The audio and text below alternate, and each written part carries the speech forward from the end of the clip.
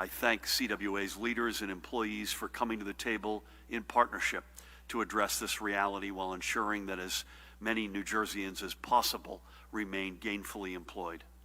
I've always believed that bringing people to the table and negotiating in good faith leads to the best outcomes, and in this instance, it's the best outcome for the state, our workers, and our taxpayers. Because this agreement is subject to employee ratification, I will defer further comment until that vote occurs later this week. Now, moving on.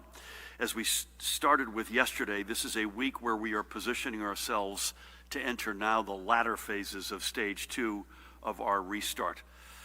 It's just a coincidence that it's a scorcher outside today, but today we are announcing that outdoor amusement parks and water parks will be able to reopen next Thursday, July 2nd. This includes the rides on our boardwalks. The specific guidance that operators will need to follow to better protect their customers and employees is currently being finalized and will be forthcoming. However, it should be anticipated that park attendance will be kept at first to 50% of listed capacity, and that face coverings will be required of all staff and of attendees where they are practicable. Strict hygiene protocols should also be fully anticipated. Rides will be configured to ensure 6 feet distance between groups and must be frequently sanitized. Distance markers must be placed at the line so those waiting for rides are 6 feet apart. And by the way, none of that should surprise anybody, right? Capacity constraints, face coverings, heightened hygiene, social distancing, those are now, you should expect, folks, those are part of the norm going forward. But with next week's July 4th holiday weekend rapidly approaching and with families rightfully looking for ways to enjoy their time off together, we wanted to make it known that yes, the rides will be in operation, but moreover, we want everyone to enjoy their time together responsibly. Simultaneously, by the way, we will allow our playgrounds to open on July 2nd as well. And tomorrow, we aim to give our timeline for the return of indoor recreation, including the arcades along our boardwalks, among other sectors that we will announce. The only reason we are comfortable making these announcements this week is because social distancing and everything else you're doing, folks, is actually working. Social distancing is the only thing that has allowed us to crush the curves. I would add face coverings to that over the past 3 months, and what has allowed us to catch up to a virus that has no vaccine and no proven therapeutic. And I know the last thing anyone wants is a face covering tan. I know many people think that just because the weather is hot, they can't catch the coronavirus that causes COVID-19. And I know many young people think this virus isn't after them. In every case, I hate to tell you, you're wrong. Judy will talk a little bit about younger people in a few minutes.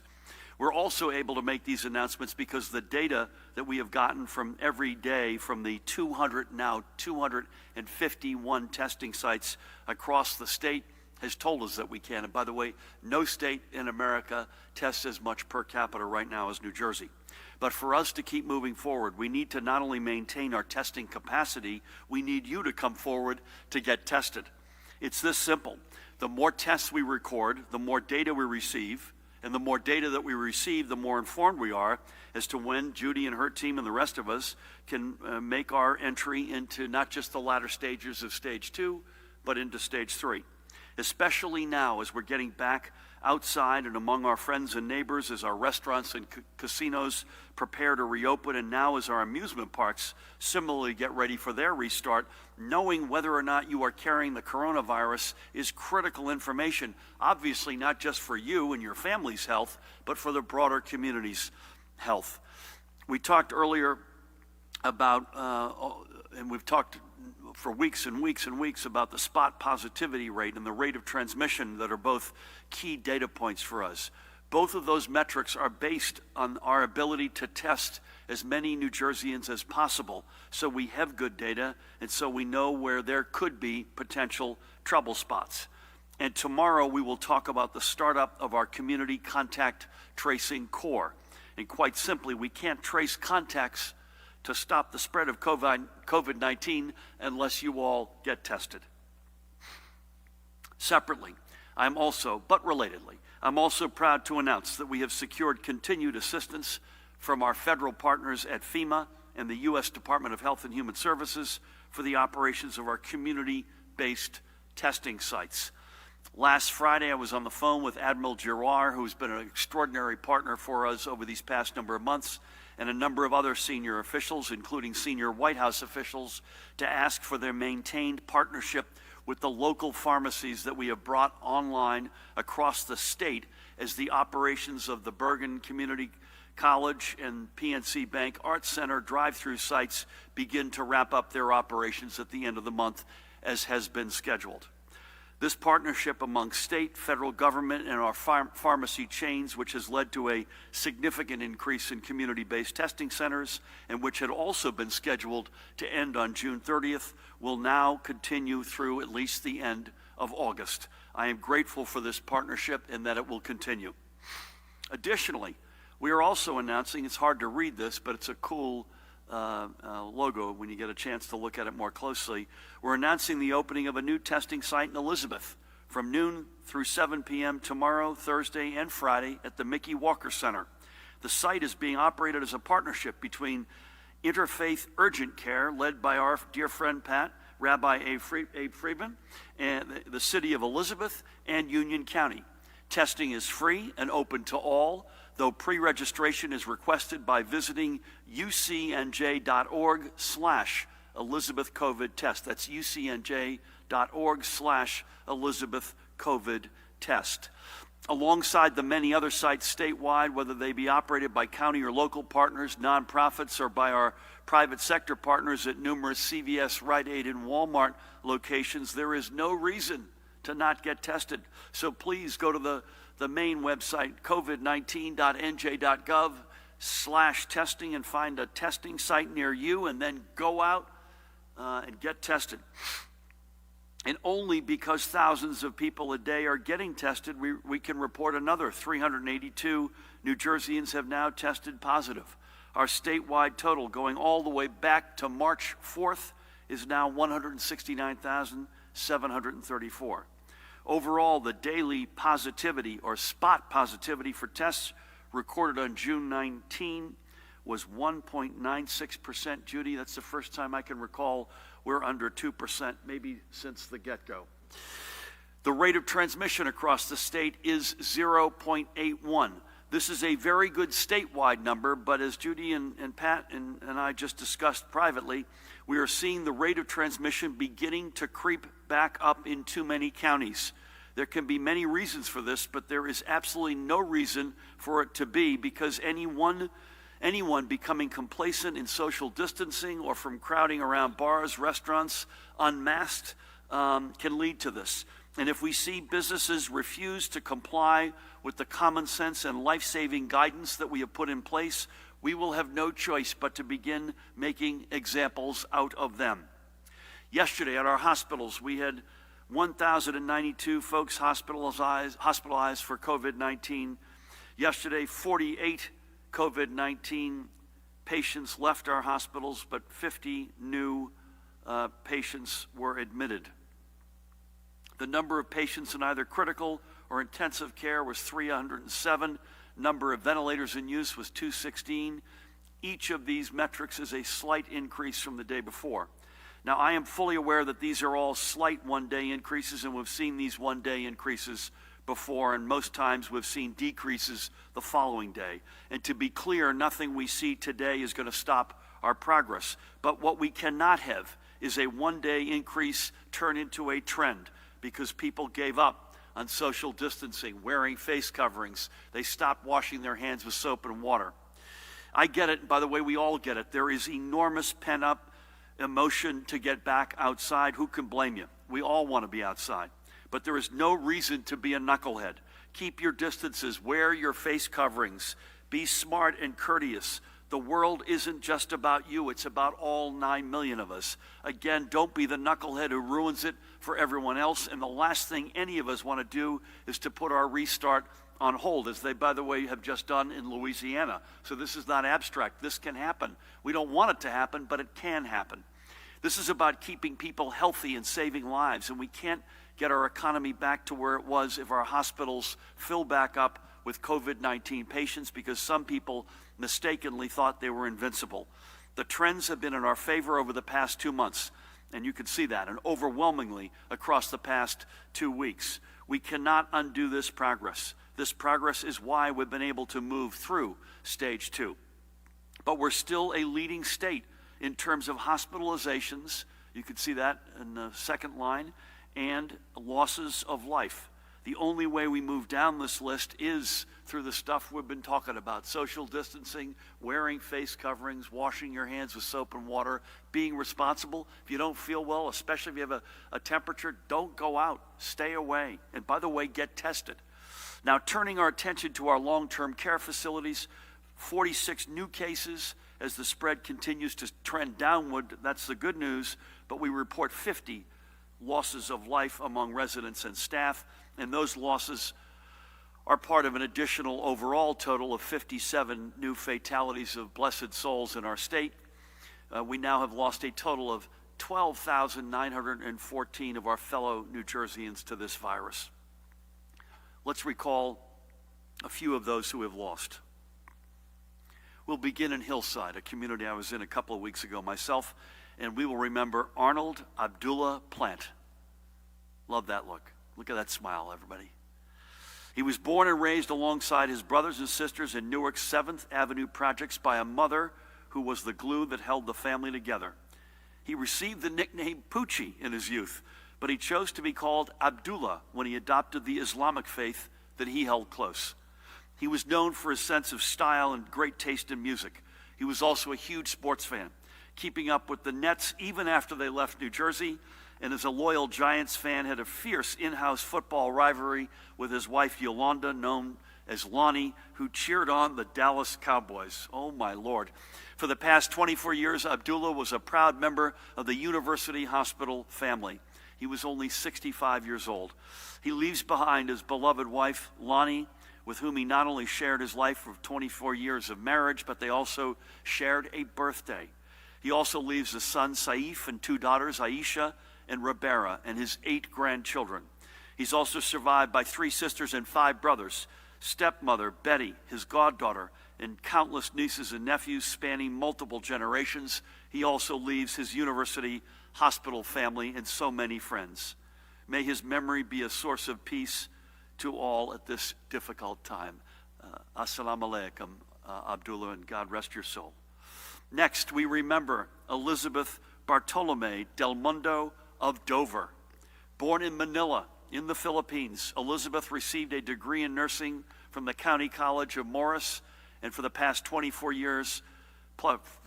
plus years, served as the RN manager at Cranes Mill at West Caldwell, and she was just 59 years old. No one is invincible, folks. We're seeing this almost every day.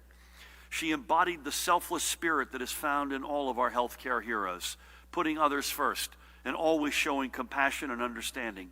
Her charity was noted in the many organizations she supported, both here in New Jersey as well as in the Philippines. Elizabeth loved spending her time doing 2 things, primarily: being with her family and playing games of Scrabble. And she took pleasure in her frequent travels back to visit her native Philippines.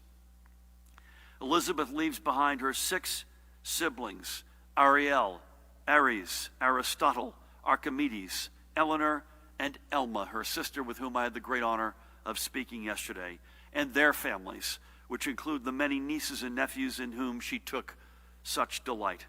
Thank you always for helping others, Elizabeth, and God bless and watch over you. And finally, we remember Benita DeFabio of Ventnor, who was 84. She had been an employee at the original Golden Nugget in Atlantic City, rising within Local 54, the union there, of course, to become a shop chairman. Public service was also a calling, and she worked for the Board of Elections in Atlantic City for several years. Benita had called the Atlantic City area home since her family moved to the resort in 1942. Her childhood dream had been to become an archaeologist, but the family could not afford for her to attend college. But that did not extinguish Benita's love of learning, and she spent her lifetime reading and educating herself. She had a particular love for Shakespeare and for philosophy and religion. She also held a deep love of music, and in recent years, her favorite artist was the boss, Bruce Springsteen, whom she admired not just for his music, but also for his activism. In 1957, Benita married the love of her life, Phil. They would spend the remaining 63 years together. And he would always say that he married Benita because she was so beautiful and so intelligent. She leaves behind Phil, with whom I had the great honor of speaking with yesterday, a proud, by the way, disabled Korean War veteran of the United States Navy, as well as the children she always put above everyone and everything else. Her sons, Philip and Guy, and her daughter, Cecilia, who went by Sippy, or goes by Sippy, with whom I also had the great honor of speaking yesterday. Their families blessed her with 3 grandchildren, including her grandson, Dean, who lived with Benita and Phil for the past 6 years with his mom, Sippy, and to whom Benita was a second mom, and 3 great-grandchildren. She also leaves behind her sister, Rosalind, and sister-in-law, Grace, and many nieces and nephews, cousins, and friends. A life worth honoring and remembering. God bless you and watch over you, Benita. And just as every life, we have lost is worth honoring and remembering. And this is why we cannot let up on our social distancing or personal responsibility just because the sun is out. We have already lost 12,949 fellow New Jerseyans to COVID-19, nearly twice as many residents, by the way, as we have lost to the flu across the past 5 years combined. This is about that. More than twice the number over the past 5 years, and we've lost them all in a span of just over 3 months. Let me reiterate, there is no vaccine for COVID-19. There is no cure, and there is no proven therapy. We hope to have all of those things at some point, but we have none of them now. The only thing that works is to not get it, period, full stop. This is why across our restart, we are starting with steps tailor-made to ensure social distancing. It's why across our restart, we are requiring face coverings and masks and putting strong cleaning and hygiene protocols in place. This isn't a drill. This is a real-life battle to save lives, even as we begin restarting our economy. And everyone has a role to play. And you've been extraordinary, folks. Keep it up. Please keep doing what you've been doing so extraordinarily well. And please don't be a knucklehead who thinks for whatever reason you're immune or you can't pass along the coronavirus. Be smart, as you have been. Use your common sense for the common good. And let's get through this and keep moving forward together as one New Jersey family, stronger than ever before. Before I turn things over to Judy, I wish to acknowledge the passing of a leader in our state from non-COVID-19 causes. On Saturday, our state lost former Somerset County Assemblyman and Manville Mayor Joseph Patero. A veteran who served with the Army in Korea, he was a great friend to working New Jerseyans and to organized labor, chairing the Assembly Labor Committee, by the way, for 13 years, and serving as an assistant commissioner of labor under a great governor, Governor Jim Florio. He was a longtime champion for a minimum wage that delivered dignity to workers and finally saw an increase he had worked on in the legislature, signed into law in 1991, and then protected by Governor Florio. He was also active in Veterans Affairs and helped lead Manville's Memorial Day Parade. Public service coursed through his veins. We thank him for his decades of honorable service to his hometown and to our state and our nation. I want to give my dear friend Peg Schaefer a shout out for reminding me that Joseph had passed. He will be laid to rest on Friday. God bless you, Joe. With that, please help me welcome the woman who needs no introduction, the Commissioner of the Department of Health, Judy Persichilli. Thank you, Governor, and good afternoon. Along with increasing cases in other states, we are seeing another concerning pattern: increases among positive cases among our young people. Florida, Texas, and South Carolina have seen that more individuals under the age of 30 are testing positive. Many of these individuals have not had any symptoms, so they are unaware that they are contributing to the spread of this virus. In New Jersey, we have seen an increase in the percentage of cases between the ages of 18 and 29. In April, this age group represented 12% of the cases. That has risen to 22% of the cases in June. And while we know that some of this increase can be attributed to an increase in access to testing, we are still concerned about this trend. We are especially concerned after gatherings we saw over the weekend at the Jersey Shore and another bar in northern New Jersey. Individuals were packed together at these locations, which raises the risk of spreading COVID-19 to one another, and then on to a wider community. People of any age can get severe illness from COVID-19. More than 640 residents between the ages of 18 and 29 have been hospitalized because of complications from this virus. And there have been more than 50 deaths among this age group. While they do represent a small percentage of cases, hospitalizations, and deaths, this population can spread the virus to more vulnerable populations. So the fewer young persons who become infected, the lower risk to the older population. It certainly is a time for the younger generation to give back to everyone around them and to the older generations. We need all residents to continue to take precautions, not to just protect themselves, but to protect all of us. Social distancing, wearing a mask, washing your hands, getting tested, these are life-saving measures. We all have a responsibility to our families, our loved ones, and our community to keep up these efforts to protect our health and the health of others.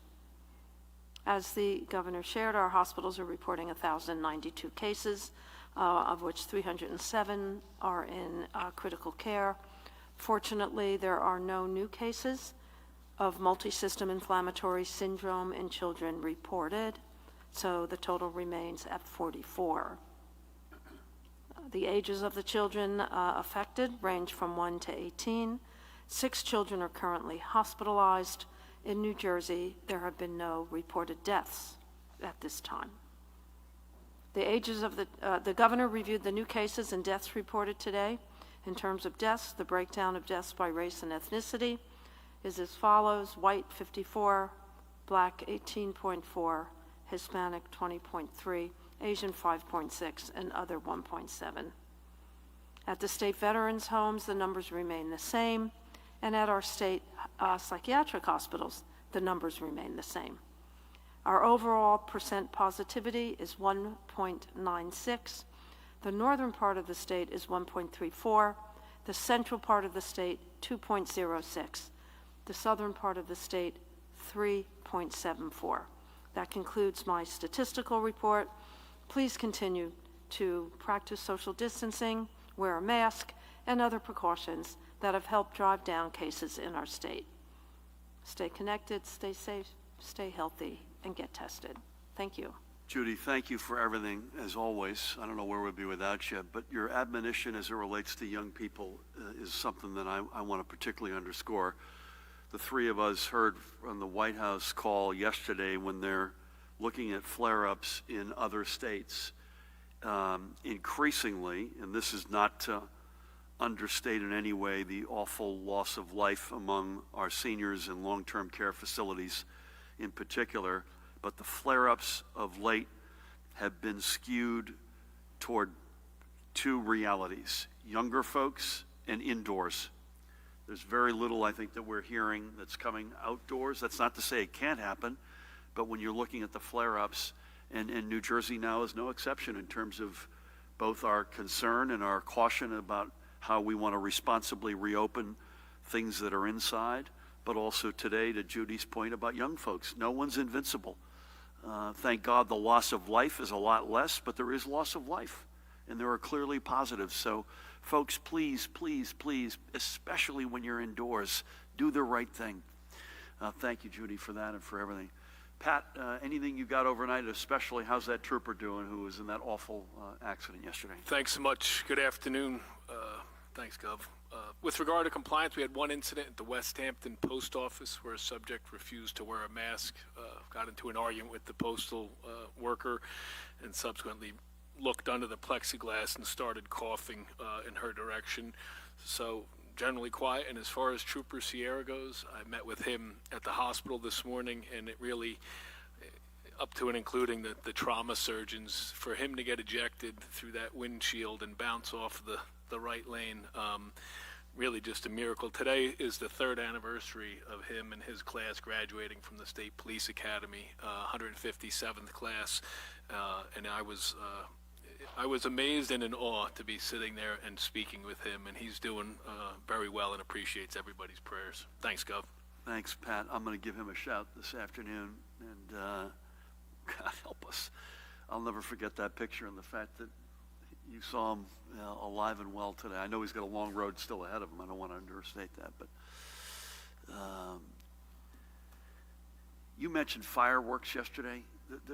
We're hearing far too many anecdotal stories about just, going off through the night. I just want to reiterate, and you may want to reiterate as well, Pat, that folks have got, not only are they dangerous and illegal, but for other reasons, this is no way to blow off steam, folks. Would you see it the same way, I assume? It's also a quality of life issue for trying to, whether it's inner cities or not, those going off late at night, and even the shot spotters in the city that have them, it likens and sounds like gunfire, which is another cause for concern. So again, other than what was made legal, the little snakes and the sparklers last year, they do remain illegal, and I trust that we'll enforce that should we find people setting them off. Amen. Thank you. I think we're going to start over here with Dave. Before we do, Mahan, we're almost inevitably tomorrow at 1 p.m., right? I don't think there's any expected shift. And we're going to keep going. We're not out of the woods yet, and particularly as we are opening up in so many steps, there's a strong desire for folks to hear, not just from members of the press in the room, but to hear from us directly. We're going to stay at it for these dailies, not forever, but for at least the foreseeable future, because we want to make sure folks, not only we give the press, members of the press, the proper access, but we give folks direct access to the decisions and sometimes deliberations, debates, discussions that we have about these issues. Again, that website is up there all the time, folks. I can't overstate how important it is if you've got a question to make that as your first stop, covid19.nj.gov. With that, Dave, good afternoon. Hi, Governor. A couple of questions. In the states where we're seeing coronavirus spikes recently, there have been big parties and gatherings, kind of similar to what we saw down the shore a couple of days ago. But with the 4th of July holiday coming up, if residents are planning a big bash or some kind of a summertime party, do you think it would be a good idea for them to keep track of their guests in case there's a possible flare-up? Possibly a sign-in sheet or something? Would that help contact tracers? Would it help get attention paid more quickly? Also, younger folks, especially, if there's a big party, they bring more people, you don't necessarily know who's coming, and all of a sudden it's a huge crowd. That's question number one. And number two is a question from our newsroom with regard to the CWA furloughs. Is this going to be enough? Is there also going to be a hiring freeze possibly that you would consider? The question goes on to say, will you be taking the opportunity to look at trying to restructure the pension benefits in New Jersey? Let's get real here. There's a massive budget hole to fix. More will be needed than furloughs and elimination of pay raises. We don't know if we're going to get any federal funding, how much, and so forth. Is that from the newsroom or someone who's mad as hell and not going to take it anymore? This is someone who's in the newsroom who apparently is a little mad. Let's wrap up here. Okay, and with regard to the furloughs, will they be real? During the Corzine years, people were furloughed, and then it turns out they got all the money back. Thank you. Okay. Listen, there's no question, Dave, that indoor, intense intimacy, proximity, sedentary behavior without face coverings is a really bad fact.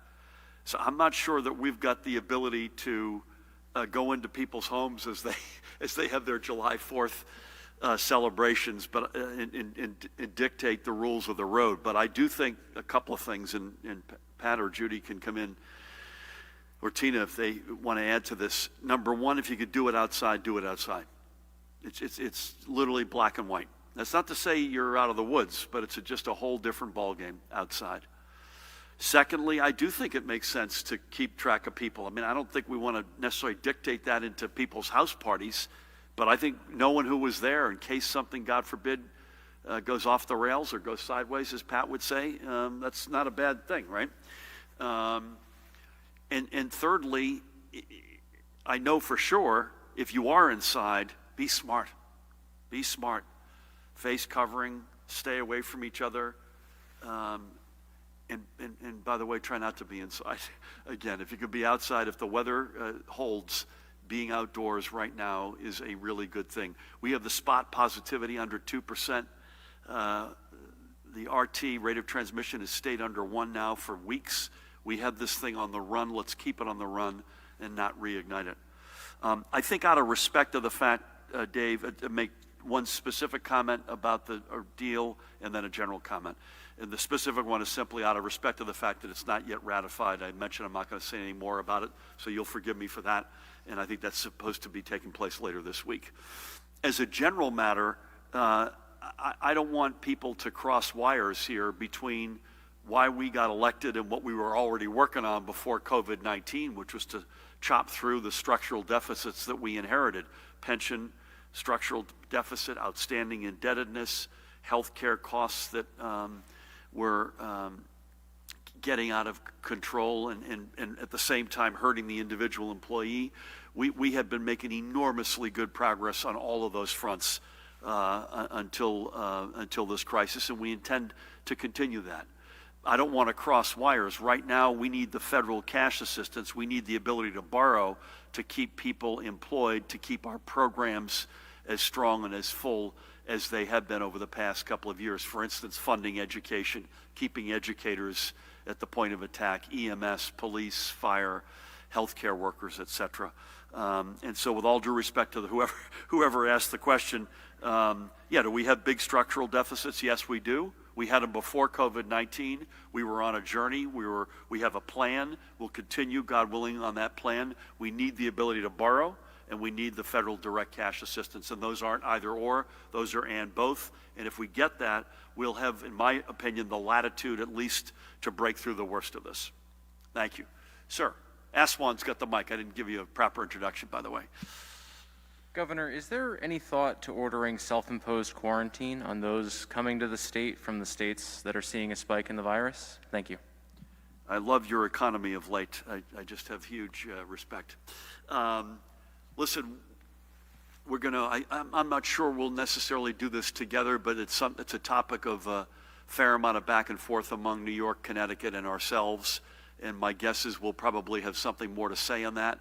But I would say a strong urging, if you're coming in, we can't prevent you constitutionally from coming either back into New Jersey or into New Jersey, but we can strongly ask you to consider one or both paths here, depending on where you come out on your test. One is get tested, preferably before you get here, but get tested at latest when you get here, right when you get here. We have an out-of-state visitor coming in, and we're trying to figure out how to get that person tested, either before they leave where they are now or coming right when they get to New Jersey. And secondly, depending on that, either a short quarantine or a longer quarantine, depending on what the test comes back with. So that's another, again, I think it's a smart, responsible thing to do. Yes, for you, first and foremost, the person, to give them the peace of mind that they are either positive or, God willing, they're negative. But no state in America has a spot positivity rate that I'm aware of under 2%. So by definition, no matter where you're coming from, you're probably coming from a state that's got a higher hit rate right now with the virus than we have. So strong request, as strongly as we can, recommendation, please get tested and quarantine accordingly, depending on what that test result looks like. And more on that, I think, to come, maybe with a little bit more of a regional angle in the next couple of days. Thank you. You good? Let's go back, and then Matt will come down to you in a sec. Start right there. Thank you. Thank you, Governor. Just one question. You speak at every briefing about the And blessed... I couldn't make you out there. I apologize. It's all right. You speak at every briefing about the blessed souls who have been lost due to COVID-19. You also say that you speak with family members. How are these condolence calls set up? When do you do them? And has this pandemic tested your faith in God? Oh, my Lord, that's a serious question. No, it hasn't tested my faith in God, as tough as these may be. And by the way, all I'm doing is speaking to them and talking about them. The people I'm talking to have lived it. Either they've passed or they're related to someone who's passed. It's a variety of ways that they're set up, honestly. Some come to us. Some I read, myself or my colleagues will read about or hear about an extraordinary situation, including the good news stories, like young Colby, 21 years old last week, who's made it through this, thank God. The calls typically, they'll either happen the morning of or the day before. More often than not, the day before. But I also don't want to, some of those calls by definition get made on Sundays, and I want to respect people's privacy.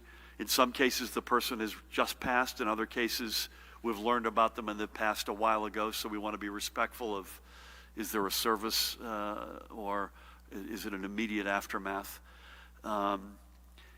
Lastly, in a funny way, not funny at all, obviously, but it strengthened my faith. I know that may be counterintuitive, but the lives that have been lived are extraordinary.